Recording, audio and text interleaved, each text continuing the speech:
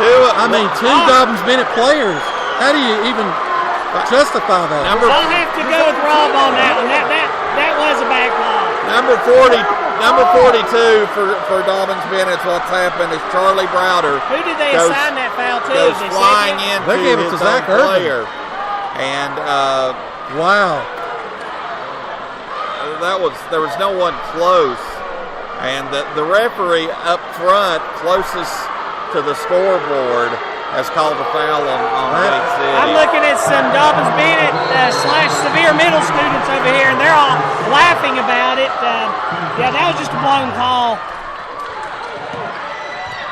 That was terrible. Wow. 54-37. It's going to be Gate City or Dobbins Bennett ball after the call. We're going to have almost a wide open three. He decides not to take it. It's going to be pass outside. Foreman's looking to drive, and Foreman makes it.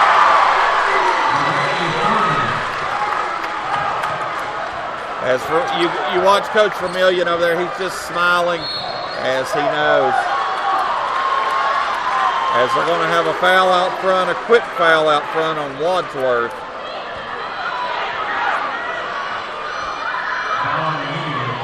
Again, Gate City at the line, shooting 1-1. I will have to say this. I've not seen a lot of teams talking this much to the refs as I have today. A lot of these guys are, Dean misses the first free throw. As you said, Joe, a lot, missing some free throws. A lot of pressure on Irvin today. How many does Zach have? Zach's got 17. 17. Wide open three, no good. Rebounded inside. And let's see what they call. They're going to call a clear out on number 42, Charlie Browder. Again, we'll be coming down here to shoot free throws. I believe they realized that the two other referees possibly realized that was a bad call earlier, and they possibly making it up. One thing about it, though, and I'm glad that if they're going to make a call like that, it's not going to determine the outcome of the game. Imagine if that had happened in the Winona game, a call like that really could have affected the outcome.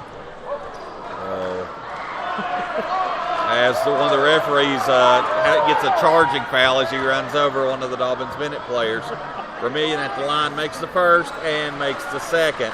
Cuts the lead to 39-56. We're at about If Gate 6 City minutes. is going to make a run with the time that's on the clock, now it has to be it.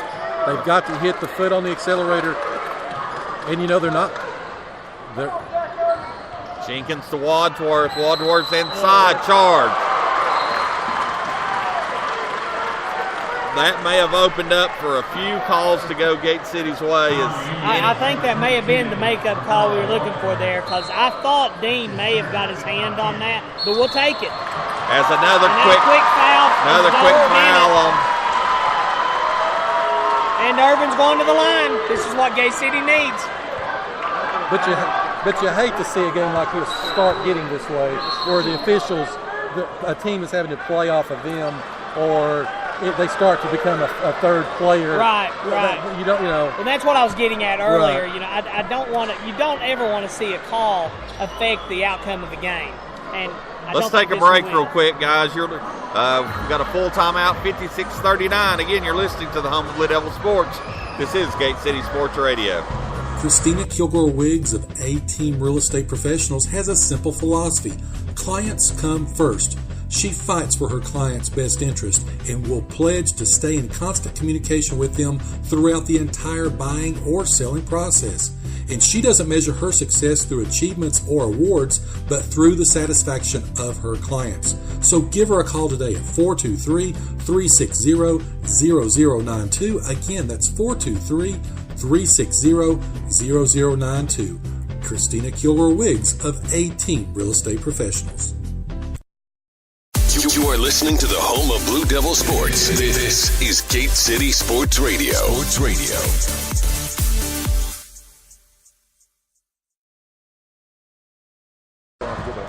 And we're back here. 5:54 left. The game reset 56-56. 39.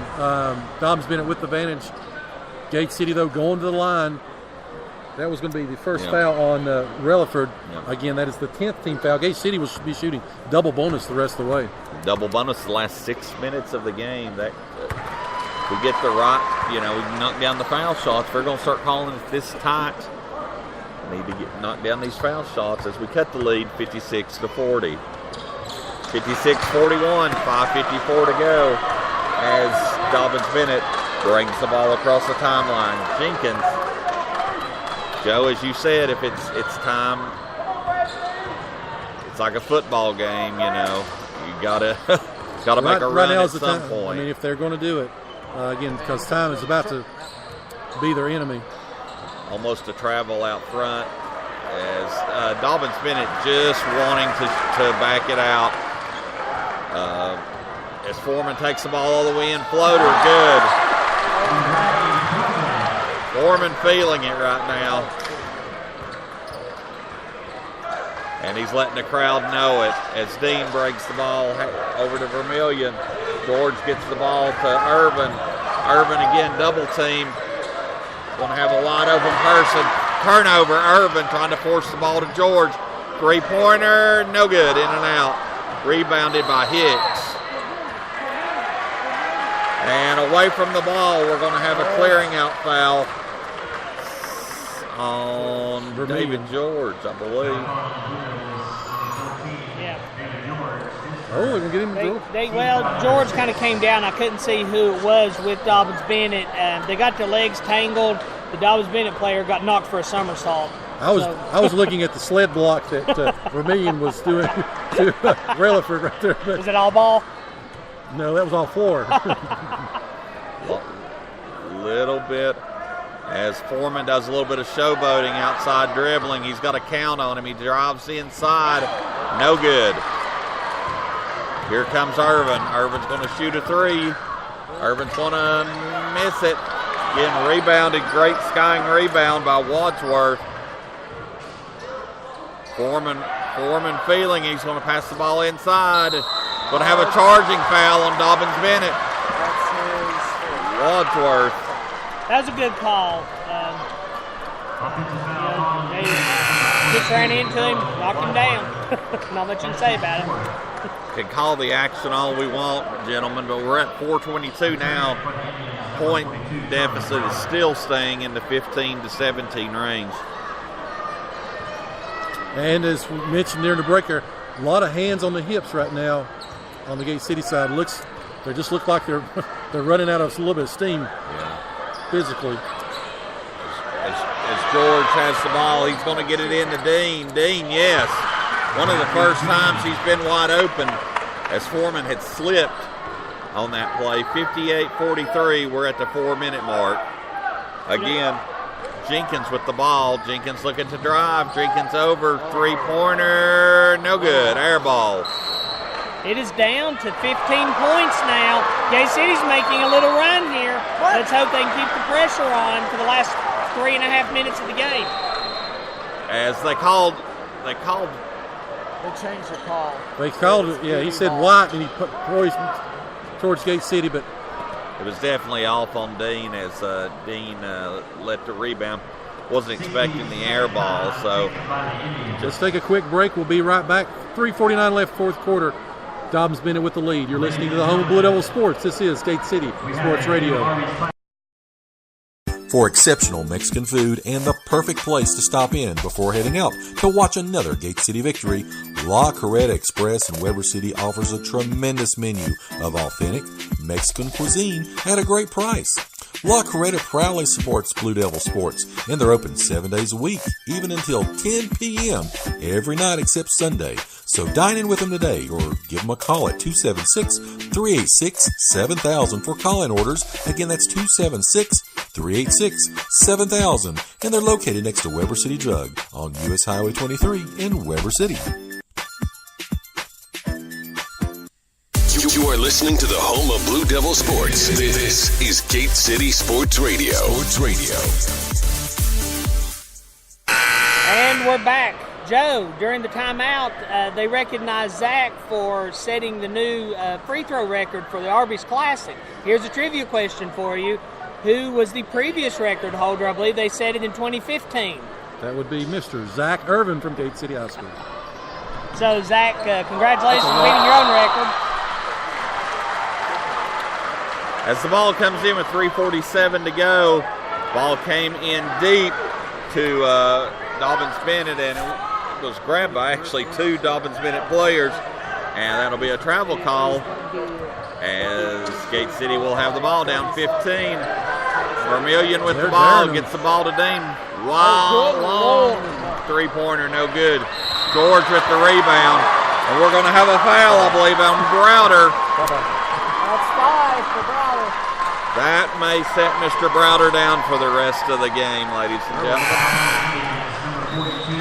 Mr. Browder picks up his 5th foul. Again, they are double bonus the rest of the way. 58-43. So David George goes to the line shooting 33% on the season. That rebound evened things up for both teams. They're knotted at 27 apiece, and first shot is good for George. Getting George at the line. Gate City will be shooting 2 the rest of the way. Good hustle early there on the rebound to get that foul. George playing a really good game. May not show up on the stats, but playing a really good game today. As it's 58-45. It's down to 13. Staying in it as pass outside. Dobyns-Bennett is just not going to force anything at all as it's down to 3:15. Gate City's happy with their 58 points, and if they don't get a wide open layup or they're wanting a Gate City foul, they're going to hold it there as they miss the layup. Who gets the ball? Irvin. He can cut it to 10 with the three-pointer. He's going to take it in the old-fashioned way. Count it. Count it. And it's going to be a foul on Thomas. It's 11 points, ladies and gentlemen. 58-47, 2:55 to go. Irvin at the line to cut it to 10. It's closest we've been since a little bit before halftime. Yep. Free throw, good. 58-48. As the crowd starts to come alive, 2:51 to go. 10-point deficit, as we know earlier in the tournament, can change in just about 30 seconds. As they take the ball in, no contact. Thought we were going to have a charge right there as Wadsworth makes the bucket. Dean looking to drive. Dean's going to take it, and they're going to have a block. No, he changed it. First he called the charge, then he changed it to an offensive foul. That'll be a foul on Dean. Don't know about that, but anyway, 60-48, 2:27 left. Yeah, I thought I saw him with the arms on the hips over there, Jeff. Yep, did too. As Foreman takes the ball in.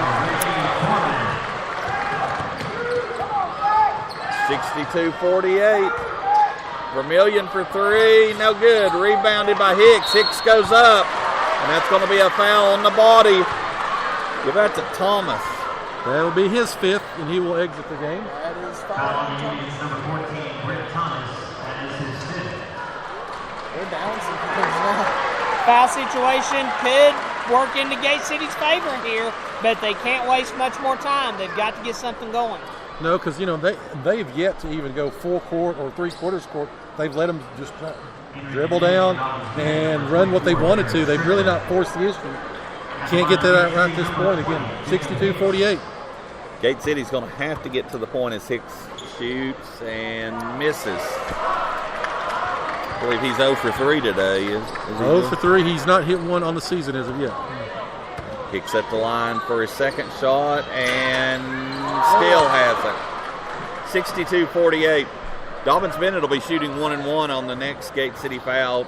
Can't allow them to dribble the ball out here for 10 or 15 seconds each time. It's Dean and Irvin out front Foreman has the ball. Foreman looking to drive. He's going to take it all the way and make it. They're just letting him run. They're not even contesting at it. No. Irvin can't match up with him. That's No. not a. And Sal